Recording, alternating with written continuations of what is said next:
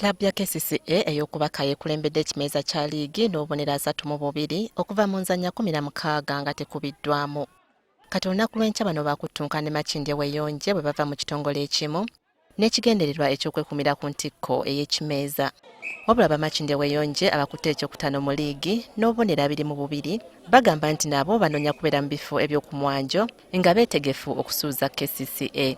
Naffe okusekiwalinga okwongera emikisa nti tusomalira mu kifo ekyokusatu oba ekyokubiri tuba tulina okuba KCCA tukube prisons atukulembedde ne niiki. Kati gemu y'enkya natuli wano tubadde tutraininga tukola last training kulaba nti tujja tuli bakambwe enkya.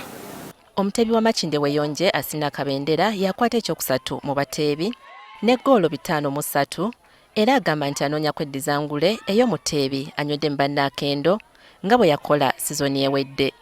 Gemu y'enkya ekisooka egenda okunyongerako nze ng'omuzannyi goals zange n'ekirala okutujja mu kifo kye tulimu ekyokuna okusembeera either mu kyokusatu sinakindi ekyokubiri. Mu nzannya endala poliisi yakuttunka ne posta Busia Greater Lions ezannye Africa Renewal University ate poliisi eddemu ettunke ne UPDF.